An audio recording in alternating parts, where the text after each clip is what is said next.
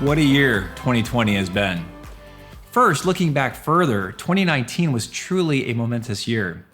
For Impact, it marked a major milestone in business where partnerships became a rightful major category for revenue acquisition and business growth, right alongside more traditional channels like sales and marketing.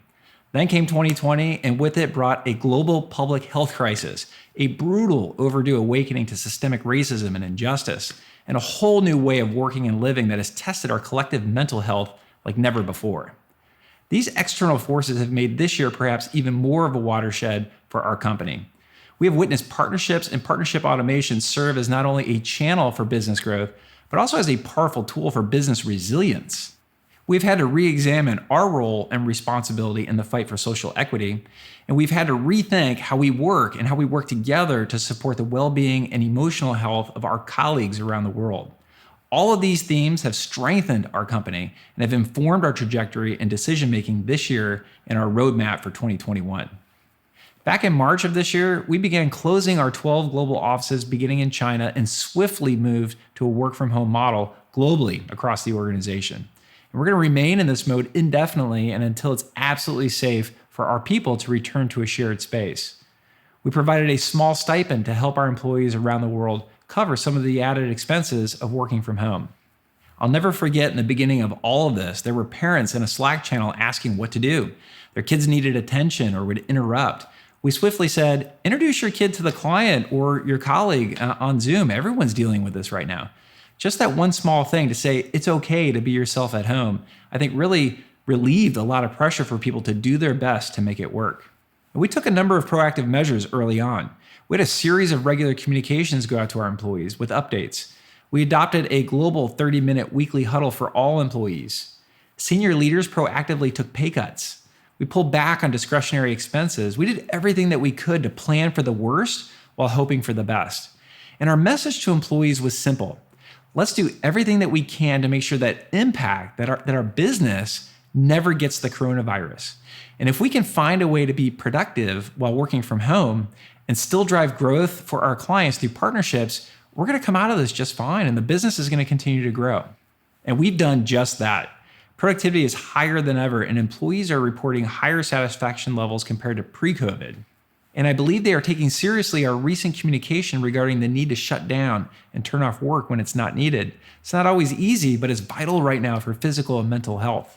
Looking outside our organization, we've seen the pandemic transform and bolster our industry landscape, bringing even more demand and overall partnerships to the channel. First, as we've all experienced, while consumers stayed home and socially distanced, they shifted virtually all of their shopping online. I mean, everything, including groceries and DIY goods. And at the same time, they increasingly sought out authentic, credible voices and information to help them navigate this totally new way of living, working, parenting, and provisioning. In other words, they relied on partners, businesses, and individuals that they trust to navigate their buying decisions while at home. And as the summer wore on, CPM ad dollars for major content publishers virtually disappeared. And then political ads started taking up more ad space and consuming more attention, which made partnerships a more attractive alternative to typical advertising channels to engage audiences and drive sales. Not to mention, businesses didn't have access to production talent to shoot commercials. As a result, influencers and content publishers became significantly more effective at recommending products as consumers engaged with social media during stay-at-home mandates. Take a look at the changes at CNN with their new brand CNN_, as well as the content commerce updates at BuzzFeed, for example. Content commerce partnerships have been a significant trend this year, and these publishers are now seeing on average 20% of their total revenue now come from partnerships, and it's growing. For marketers, these channels represented a cost-effective, low-risk, performance-based way to connect with highly engaged consumers. So in many markets, partnerships were the one channel, and in some cases, the only channel that delivered ROI, and businesses leaned right in. Retail, in particular, has been pivoting to partnerships, finding they're a crucial source of sales and liquidity.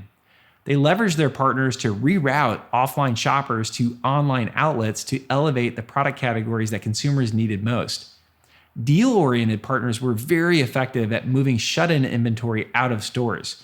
And content and loyalty partners help promote online retailers who had faster shipping times than Amazon, whose customers experienced weeks-long delays for some deliveries.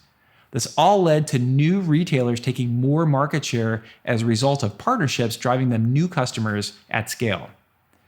We discovered a lot of these findings during our annual flagship event this past summer called Impact Growth.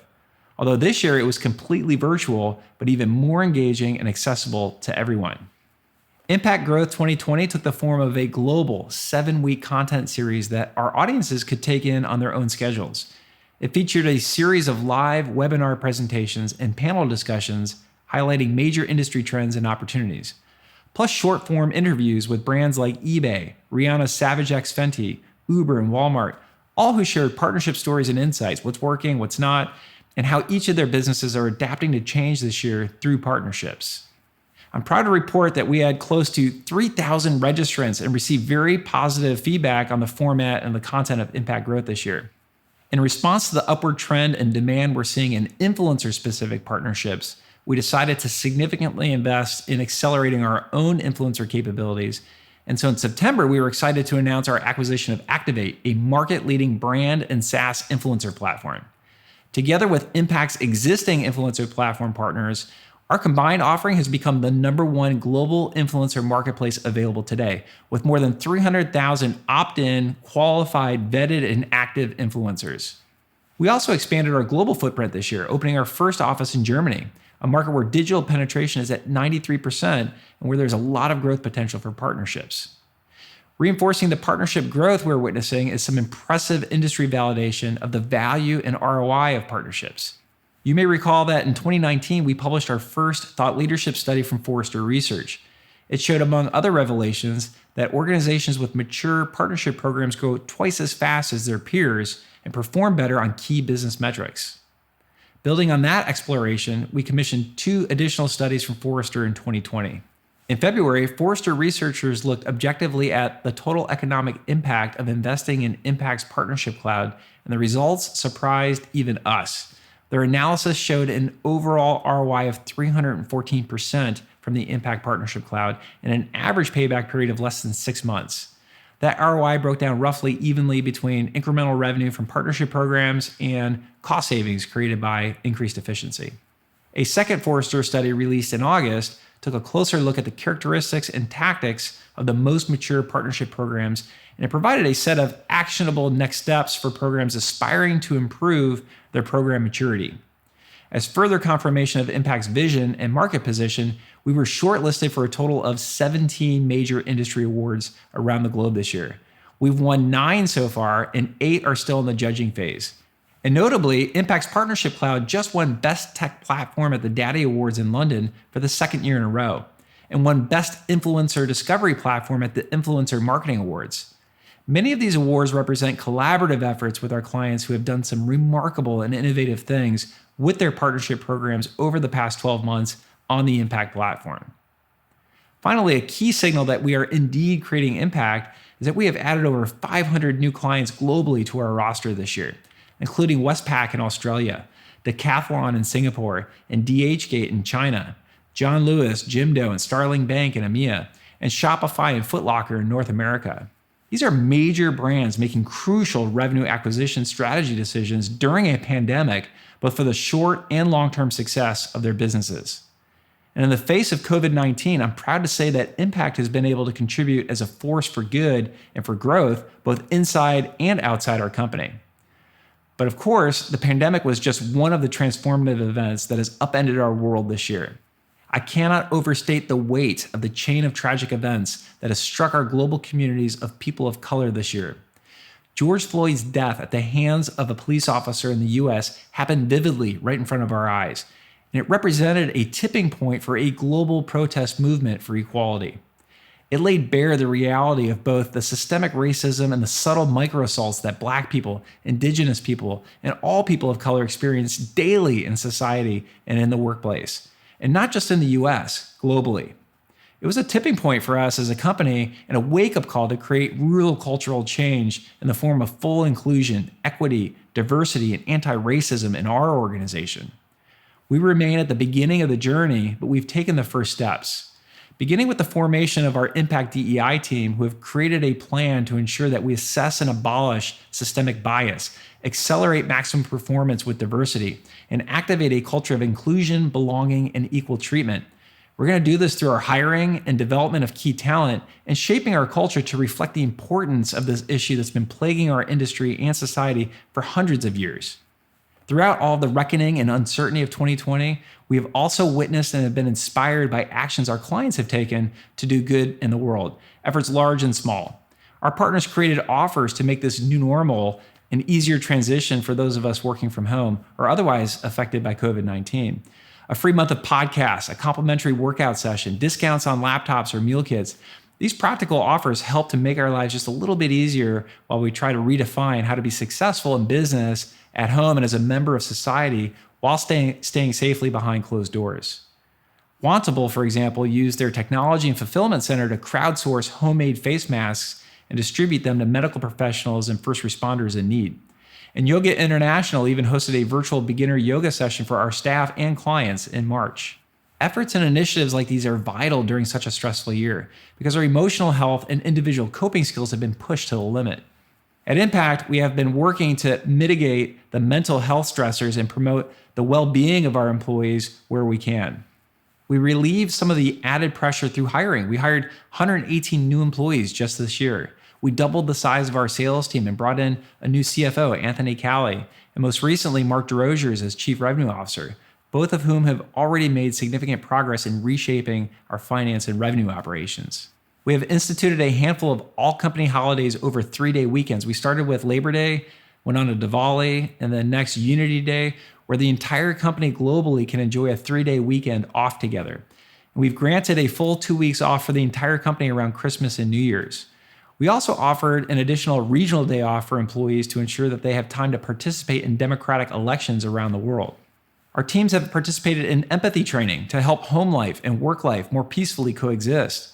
In the face of major Zoom fatigue, we've revisited our meeting culture and implemented a structured approach to meeting days, including a goal for meeting-free days when employees can focus on deep work and can think without interruption, and also to create more balance during the week for personal time as well. As the pandemic stretches on, we'll continue to do what we can to promote a mindset and a culture who values meaningful downtime and self-care. Reflecting on this unprecedented year, I feel an enormous sense of gratitude for all I have, where I work, and the people that I get to work with. Impact has been fortunate to sustain growth and forward progress during this economic crisis. We've also had the privilege to help other companies stay resilient and solvent by leaning into partnerships. And at the same time, our colleagues have seen friends and family affected by COVID-19 and its economic ramifications. Our clients in hard-hit industries such as entertainment, travel, and hospitality have had a devastating year, and several of our partners are struggling to adjust and recover. This crisis is far from over and remains a threat to public health and economic stability around the world. We must all remain vigilant and committed to keeping one another safe, treating each other with empathy, and finding creative ways to prevail. In 2021, I believe partnerships and the partnership economy will continue to flourish and will be a source of much-needed opportunities for business innovation and growth. With the massive shift to digital this year, the rise of both influencers and content commerce publishers as new, scalable partnership types, and a maturing understanding of the potential for partnerships to be a major channel for revenue acquisition, I do predict tailwinds for massive continued growth next year for partnerships and partnership automation. In the meantime, as we look toward a new year, we can embrace what we have now. Time with our families at home. Friendships, however distant, new passions, skills, and values that we've developed during this trying time, and hope for a brighter 2021. I'm full of gratitude for the people at this company, the clients we serve, and for the gifts of health and family. As we plan for a new year as a company, I take none of these things for granted. Let's wear our masks, let's keep our distance still a while longer, and I wish you all peace and good health this holiday season, and all the best for all of us in 2021.